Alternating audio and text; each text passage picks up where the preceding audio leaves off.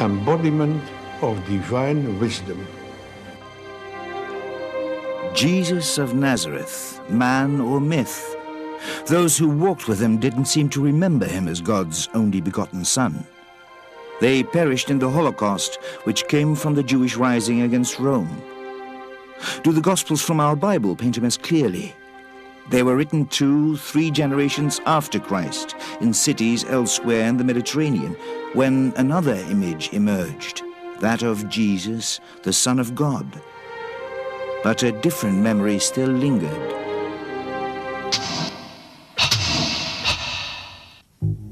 The Middle Ages, the south of France.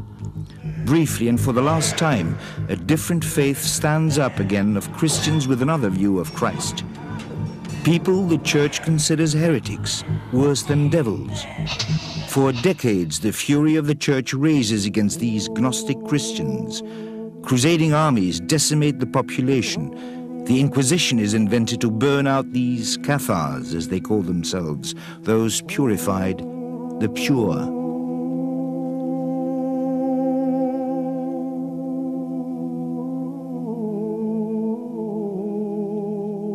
After many centuries, people now start remembering these Cathars and visit the places where they suffered. The Cathars were not forerunners of the Reformation. They were not a heresy of the Catholic faith. This was a faith that was completely different and went back to the earliest times of Christianity and even before that, when people experienced this world as a world of shadows, turned with their back towards reality, towards the true world. Man bound, unable to turn, believing the shadows he sees on the wall in front of him are reality, shadows cast by the real, divine world that goes on behind him. That is how the Greek philosopher Plato described man. Initiates of ancient mystery religions believed they could shed the ropes that bound them and find Gnosis, knowledge felt in the heart, secret knowledge that transforms man and makes him become aware of the true spiritual world. They are called Gnostics. Scholars begin to recognize that quest also in earliest Christianity, before our Gospels were written, in the words of Paul, who speaks of finding Christ within, inside yourself, and in other ancient documents found almost 60 years ago in Nag Hammadi, Egypt. The books from Nag Hammadi are more important than the Dead Sea Scrolls because they throw a new light on the history of Christianity, on Jesus, and on God. The discovery of the Nag Hammadi library by 2 Egyptian peasants brought about a fundamental change in our understanding of early Christianity. Here we had 52 new manuscripts telling us about early Christianity. They were probably associated with the Egyptian Christian ministry. Books were buried to evade a wood-burning expedition in the middle of the 4th century.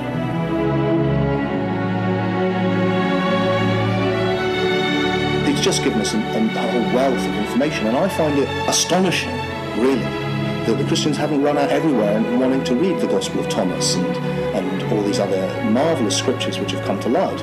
And I think it says something about how powerful the hold of the Roman Church was, that it's still pushed outside, they're still regarded as heretical and dangerous. And of course they are heretical and they are dangerous from the perspective of the literalist church, because they turn the understanding of the literalist church inside out.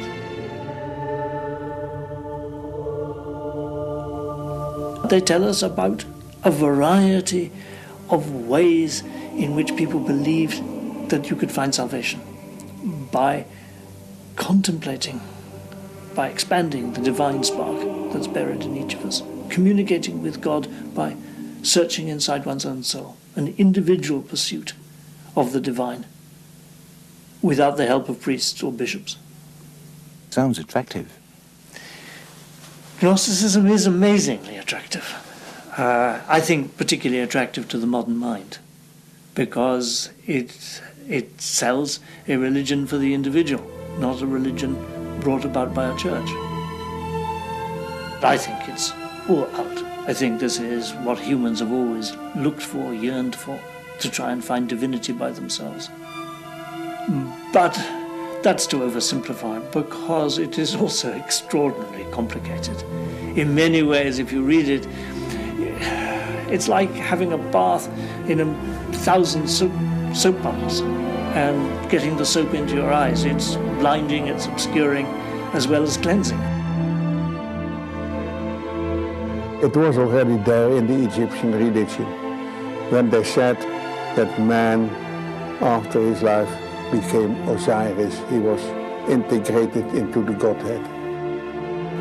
Man is a fallen God that remembers heaven. That is the concept of all mysteries of antiquity, of Isis, of Mithras, of Adonis, everything. The central point of Gnosticism is that each of us is born with a divine spark inside us, and the duty of the believer is to try to find that divine spark, to get into touch with God by looking inside ourselves. Gnosis means self-knowledge. What is self-knowledge? Ecstasy? Psychoanalysis? What is it? It's very difficult to explain what self-knowledge is and how to come by it. It's not like psychoanalysis. It's not an intellectual exploration of the soul. It's not ecstasy. It's quiet contemplation by oneself, sometimes with the help of a leader, of who you are and how God made you, what God is like. It's a quietist, it's a single individual self-searching.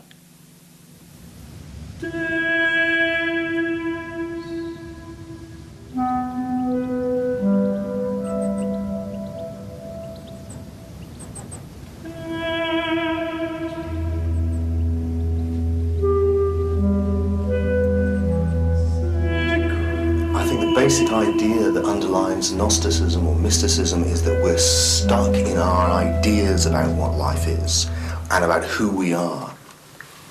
And coming down into an environment like this knocks you out of your ordinary mindset. You're face to face with perhaps the greatest mystery, death, the idea that you will cease to exist as a physical form, and it pushes you out of your ideas into a direct encounter with the absolute mystery from which everything comes, the mystery that we are, the mystery that it is.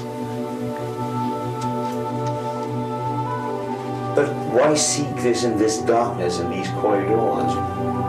I think it triggers the mystical experience with excitement of darkness and light and candles and the echoing chambers.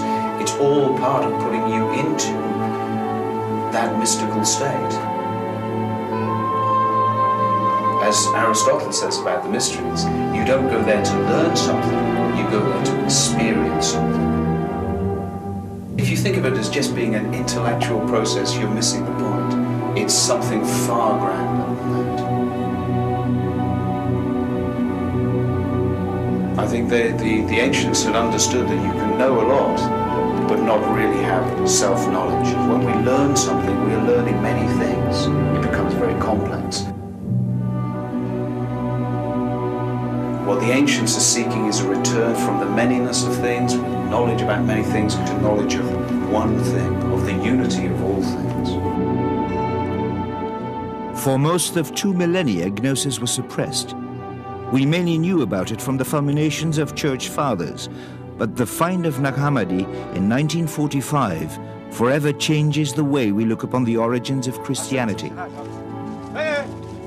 The men who found it discarded it at first, They fell into the hands of black traders, some were burnt, but eventually it found its way to science, also thanks to Gilles Quispel, who hit upon the most important manuscripts somewhere in Europe and brought it to his friends, the great psychologist Carl Jung. They now gather dust in a small room in Cairo, opened maybe once in 10 years and only in the company of an officer of the museums, the police, the secret police and a judge. Quispel is most welcome. All of the Nag Hammadi manuscripts were published when he gave back the most precious one, the Gospel of Thomas, with the words of Jesus.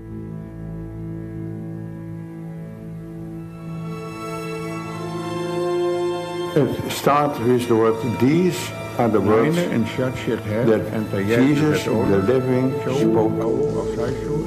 And Didymus Judas Thomas wrote, and he said, whoever finds the explanation of these words will not taste death. Who was Didymus Judas Thomas? Didymus Judas Thomas, which means Judas the twin, was one of the brothers of Jesus. Later church tradition turned Thomas into the apostle who could not believe Jesus came back in the flesh, stigmata and all. Doubting Thomas, who is now said to be the most faithful disciple of his master. Who best understood his brother. According to the Gospel of Thomas, yes. He's understood not to be Jesus' twin brother on a literal level, but rather that whoever reads this gospel is to understand that he or she can come to recognize himself as Jesus' twin.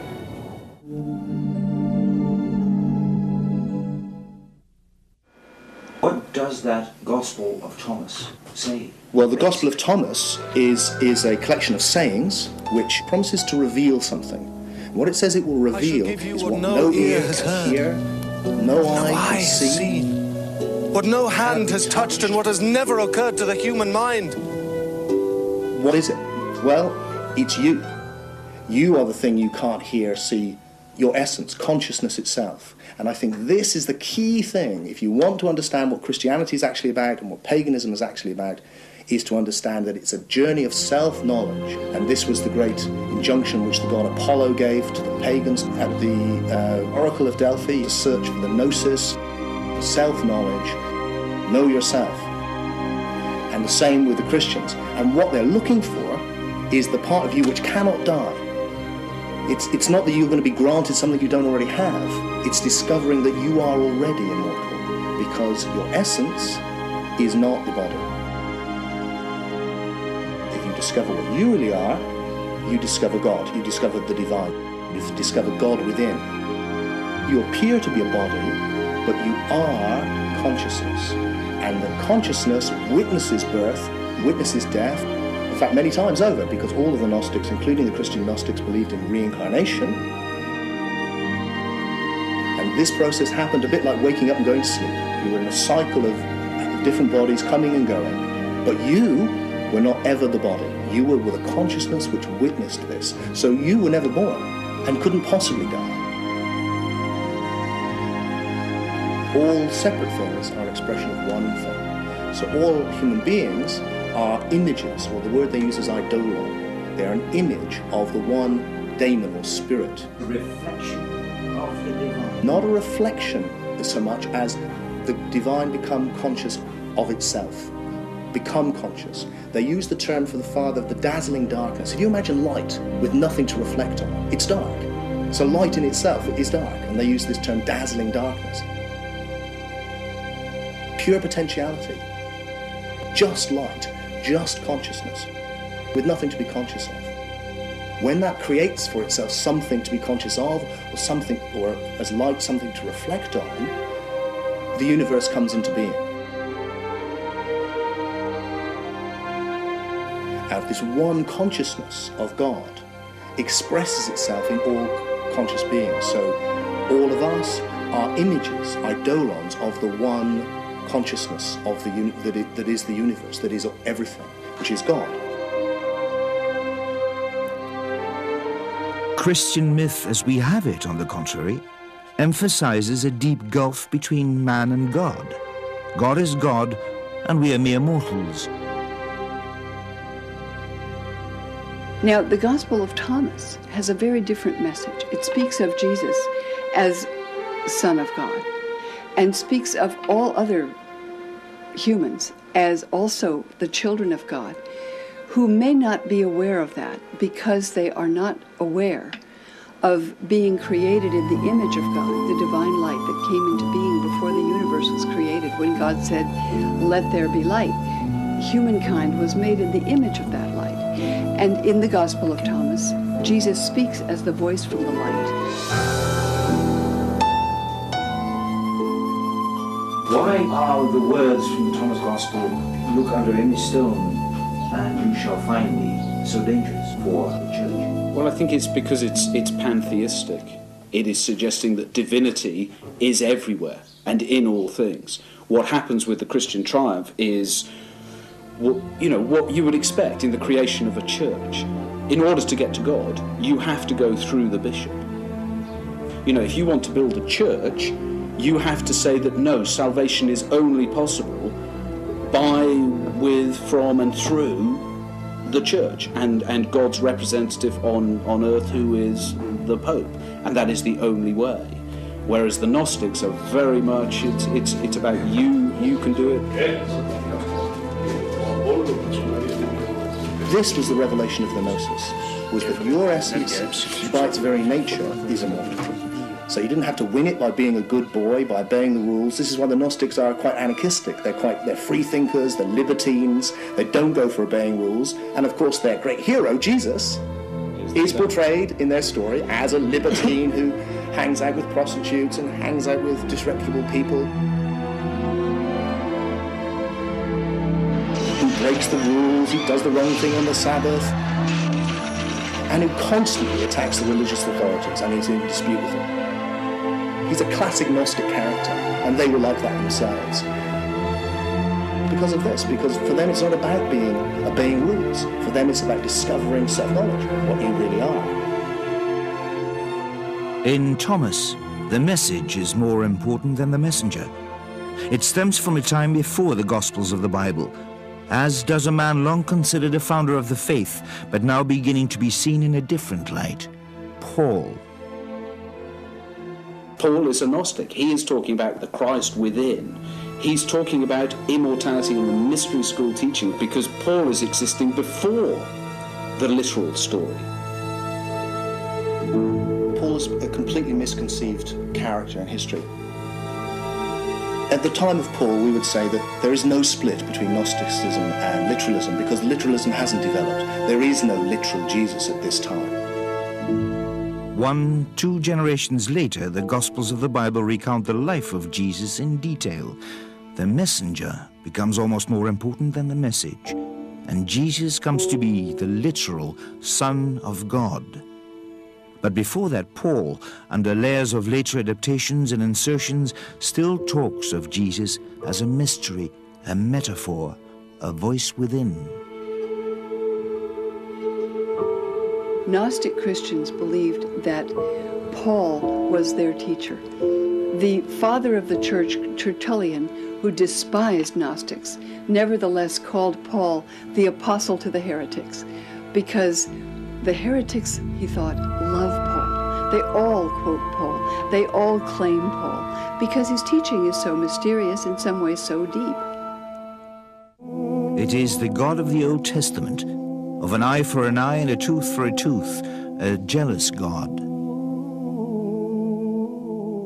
All their stories seem to revolve around a deep dissatisfaction with the present world, because it was created by an inferior God.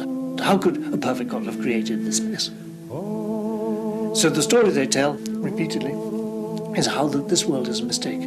It's created because God's, the true God's, youngest daughter, wisdom, girl, Sophia, fell madly in love with her father. And out of the frustration of this illicit love, she self-created. She impregnated herself. And the misbegotten child inside her. She aborted. And this aborted, misshapen, lion-faced son, Yaldabaoth, the king of kings, out of an arrogant supposition that he was, once ejected from heaven, the sole God, created or miscreated this world, this physical world. So, this world was created out of an illicit passion, in grief, by Yaldabaoth, whom Jews and Christians falsely worship as the true God. This God imprisoned man in matter, wrapped his divine eternal soul in a body which was mortal. Creator of this physical world, he created man in his image, forever slave to matter, trying to accumulate more and more. The good God, the true God, out of the kindness of his mercy, sent Jesus to redeem humanity from the mistaken ideas of Yaldabaoth. When these Jews of Alexandria had become Christians, Jesus appealed to their deepest selves. They said, "Who knows himself knows God." Whether man, myth or metaphor, in the figure of Jesus lay also the seed of dissent. Around his person, a battle of ideas ensued that would drive the two views apart. Certainly, one of the greatest struggles that the followers of Jesus had to contend with was the question of why Jesus died in the dreadful way that he did. And in these Orthodox communities, the only way they could make religious sense out of it is to speak of it as an atonement sacrifice. But it could only be important as an atonement sacrifice if everyone needed atonement for sin. So Christians developed the idea that everyone must have sinned dreadfully beyond the capacity of making any atonement of any kind, and therefore that God's own Messiah died as an atonement sacrifice for the sin of the world became a very compelling way of understanding his crucifixion. It brought a crucial new element into the relationship between man and the divine: sin. The central element in the Christian message, its lever, is the degree to which it instills guilt, that God is there watching, knowing not only what we do, but what we think. I think Christianity is quite exceptional in the degree to which the all-seeing God observes and punishes, is said to punish, believers for faults of thought, for sins of the mind. Sin and guilt gave rise to a creed in which hell became imaginable, fear of God, and admonishments of priests. It was not an idea the Gnostics wished to share. The word sinner doesn't figure in their dictionary. The Gospel of Thomas speaks not so much of the discontinuity between God and ourselves, but of humans created in the divine image, and therefore having a sort of innate connectedness, affinity with the divine. Man is a fallen God that remembers heaven. That is the concept of all mysteries of antiquity and also of Gnosis. The word sin doesn't find a place. That doesn't mean, of course, that we're sinless or divine, but rather that we can find our way to God when we find our way to ourselves. And for what sins we commit or what wrongs we do, there are means of redress.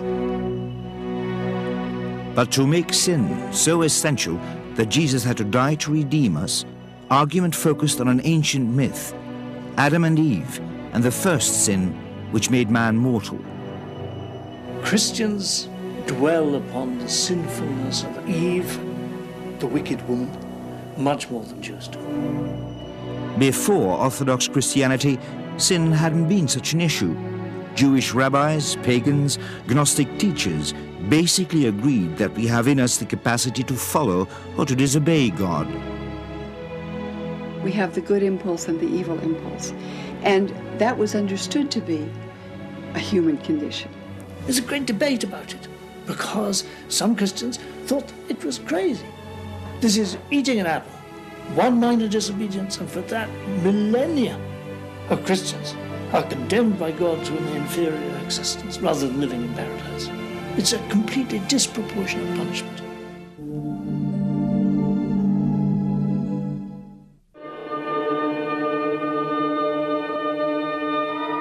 Only in later Christianity, that idea of inherent human sinfulness, original sin, develops, especially by Augustine, in the 4th century. So in these Orthodox communities, one develops a strong sense not only of the distance between God and humankind, but of the innate and irredeemable sinfulness of the human condition, apart from this death of Christ now understood as sacrifice. But the conventional Christianity, the canonical Christianity, which didn't become established till the 2nd century, was much disputed. And so some Christians thought that Jesus was a divine figure and that it was completely inappropriate for him to have suffered on the cross. And they told stories which justified their beliefs. For example, when Jesus was being brought up to Golgotha after being flogged and was obviously weak from the flogging, the soldiers got Simon of Cyrene to carry his cross. And Jesus, seeing this as a perfect opportunity, swapped identities with Simon of Cyrene, so that it was Simon looking like Jesus who was crucified, while Jesus, looking like Simon, slunk off in the crowd, went up to heaven, and hovered above the cross, laughing at the success of his deception. Or laughing as a Buddha is laughing, smiling, passively, because of the calm and peace that Jesus has from knowing and from illuminating us, giving us his knowledge. Jesus, an illuminator, the voice, the symbol of the divine. And Gnostics saw Jesus as the man who received divine insight at baptism when he became like a Buddha, he who knows, the Christ. Orthodox Christians took it literally. If Jesus was divine, he was God's son, his only begotten son. He also had to be born divine, which Gnostics considered a childish, naive notion. The split becomes apparent with the latest gospel in the Bible, John. Many Christians today will think, well, of course, Christianity means Jesus is the Son of God. But that's not what you find in Matthew, Mark, or Luke so much. You find in those the teaching that Jesus is God's Messiah, the one who redeems his people, the one who teaches the way of righteousness. One could be a very devout Jew and follow Jesus at that point. But with the Gospel of John, the claim that Jesus is God's Son, and more than that, his only Son, that radical claim, which actually I cannot find mentioned among Orthodox Christians before about the year 160, becomes the lens through which Christians later read all the Gospels. I began to be convinced, it sounds bizarre, that the Gospel of John was written to counter this other view. And it changes the understanding of the Christian message in a dramatic way. Jesus, the literal Son of God and only begotten one. But to Gnostics, Jesus was a metaphor, a symbol for the divine that hides in all of us. In that sense, we are all sons of God. We are all sons of God if we realize our true identity. Whilst we don't, we are in a state of death. Now, this is fascinating, I think. In the ancient world, this is the underworld. We now are dead. For the Gnostics, for the mystics, this is the underworld in which we are the spiritually dead, because we think we're the body, and we're not. We are God, if you like. We are the one consciousness of the universe. We mistake ourselves as these individual bodies with all of the problems that come with that. What we need to do is we need to resurrect. And the whole of the story is we need to die to the identity of the body, which is on the cross of matter, and we need to resurrect to our true identity, which is the Son of God, which is the Christ, the consciousness of the Father. So we are all Christ, and we all need to resurrect. And in that sense, the whole myth, the whole story of the crucifixion of Christ and the resurrection is a model to all and each of us. Yes, precisely. It's a model which can take you through this initiation.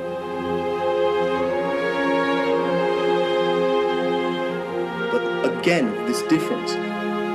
With the literalist Christians, very quickly this becomes the rather macabre idea that at the end of time, somehow you will resurrect into your body and will be a physical body again. Because that's what they think happened to Jesus. It's a natural correlate. He came back in his physical body, having died literally, and that's literally what will happen to you. Or if it will happen to you if you understand the Christian message. The Gnostics, of course, are saying the complete opposite. If you don't understand the Christian message, you will come back into a body through reincarnation. If you do understand the Christian message, you will realize that you are not the body in the first place, but you are the Christ. We are all one, and there will be no need to go through this circle of reincarnation. Almost a different faith, an opposite approach. Which came first? Which was the origin? We have the literalist Christian Polycarp. A few decades later, in the middle of the 2nd century, we have Tertullian saying that the followers of the Gnostics fill the universe.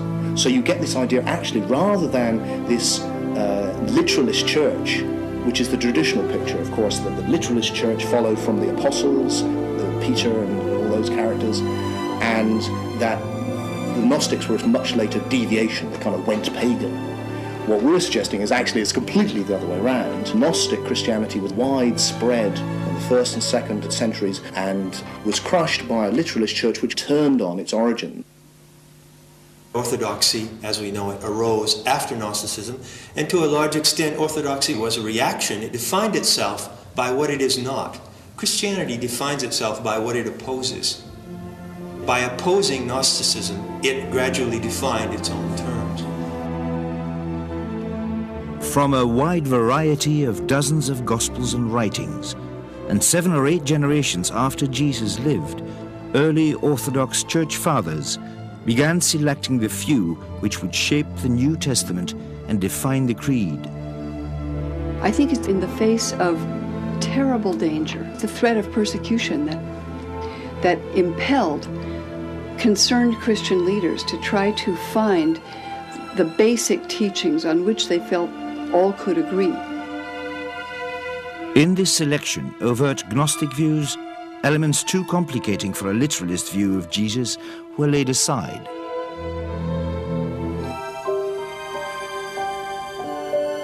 In the figure of Jesus, for instance, we get that the phrase which is plastered over more churches, I expect, than any other phrase, which no one comes to the Father but by me, which in the hands of Gnostics is the teaching that to come to God you have to go through what this figure represents in you. And this is Paul's message. To come to God you have to find the Christ within as an allegory of truth. But it's literalism which goes, no, this is the only way.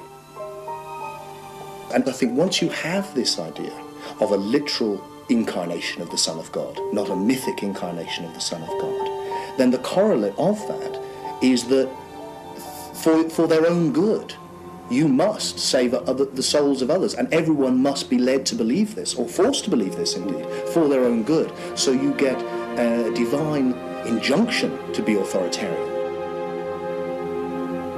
The debate was very peculiar. Christians took everything personally, because that is the nature of Christianity. But when you personalize divinity, you bring to divinity all the anger, judgments, resentment, and aggression that exists in human personality. Heretic! Christians got violently upset because they took it personally that their Savior was being denied. Gnostics just wanted to find out what was the truth. The difficulty Gnostics face is that because they are individually searching for salvation by themselves, they're not organized, they're not united. Gnostics, they attacked the views of the early Christians. The Christians did not simply attack the views of the Gnostics in return, they attacked the Gnostics themselves. Both views might still have existed side by side, but for the appearance of this man, Constantine, first Roman emperor to embrace Christianity, in whose wake the young church reaches for power supreme. The story goes that Constantine had a vision, a dream, in which he saw the sign of the cross in the sky, and he was convinced that if he became a Christian and used this emblem for his troops, he would win a battle against his rival pagan emperor. It's here at the Milvian Bridge that a great battle was fought, which started Christianity on its triumphant road to success.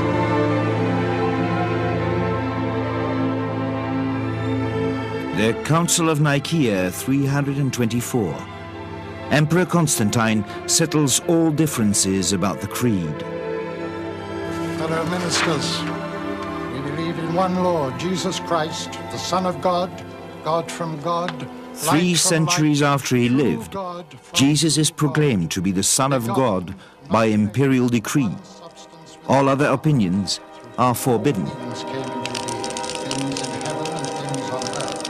When Christianity allies with the state to create a religious monopoly, that's when Christianity becomes radically different. One would say triumphant, successful, but for the fact that once the church is allied with the state, it begins to commit the very crimes that it has complained about for the first 300 years of its existence. It persecutes, it kills for religion.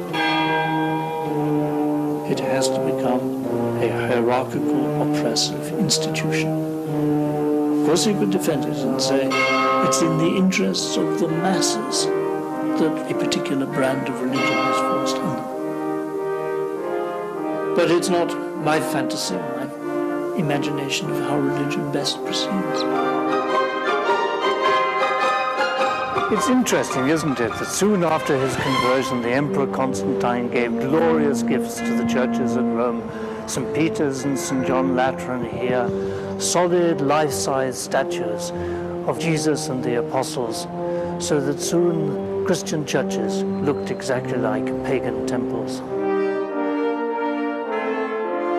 And this is merely one straw in the wind of the wealth that the church acquires throughout the 4th century. Is the church corrupted? Yes. Does it preserve a sense of its origins, the sense of the importance of poverty? Yes. So the church is split between the poverty and abstinence of the monks and the wealth of the bishops. But even then the bishops maintain a sense, a memory of charity, of virtue, the best of them. So it's always torn, it always has this tension inside it. Jesus, whatever else he did not set up a church, left no instructions for a church.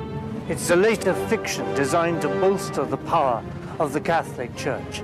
It's simply inconceivable that Jesus, a simple man from Galilee, set out to found a universal church. Hang on. What happened with Jesus handing over authority to Peter?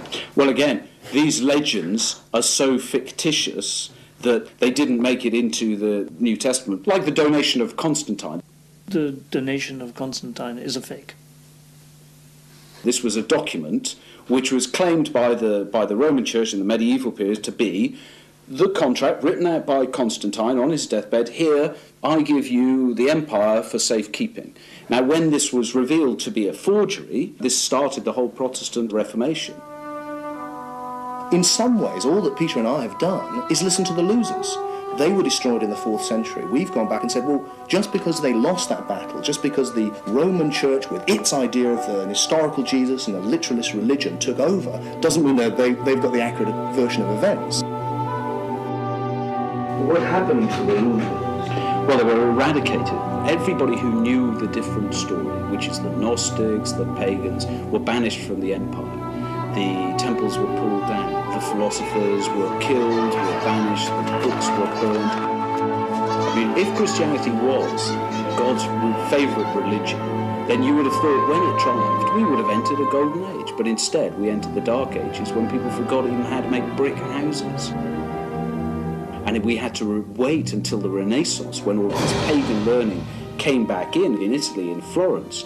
The books of Plato, which had been banished for 1,000 years, came back, the Hermetica, and suddenly Botticelli was painting pictures of pagan gods, and we call it the rebirth of Western culture, because this is when we got back to the place we had been before Christianity triumphed.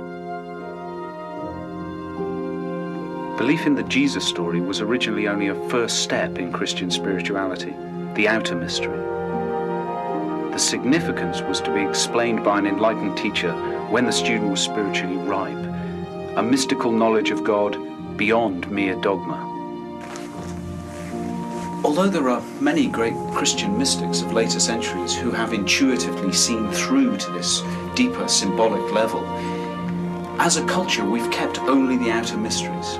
It seems to me we have kept the form, but we have lost the meaning. As churches become empty, people seek elsewhere, sometimes as far as the other side of the world, not realizing an ancient tradition which sought the same lies deep within our past and addresses similar people. Certain fathers of the church, like Irenaeus in his famous 5 volumes against the heretics, attempts to identify Gnostics and say they're really not Christians, they're heretics. They have special characteristics. First of all, they love to read and interpret Scripture. Second, they look to their own intuitions, revelations, and dreams and believe that they are receiving intimations about the divine. Third, they are constantly seeking. They're continually open to new exploration. Now, one could have said the same about people that are called New Age, but certainly philosophers were expected to inquire and keep asking. Asking, one finds a tradition eradicated, interrupted for many, many centuries, complicated for us today, sometimes bewildering. All of this is pretty difficult to comprehend for modern man. Dear friend, there is no shortcut to Gnosis and no instant nirvana. He made me laugh with that, the old gentleman. And he was right, of course. Every great world religious tradition, whether it's Hinduism, Buddhism, Islam, Judaism, has both the teaching for everyone, exoteric teaching, which every adherent of that faith is supposed to follow, and esoteric or mystical teaching. The only one that lacks that, in a way, is Western Christianity. I think it's unfortunate that that path, which many people find necessary for their own integrity and development, has been regarded as either heretical or a path leading nowhere.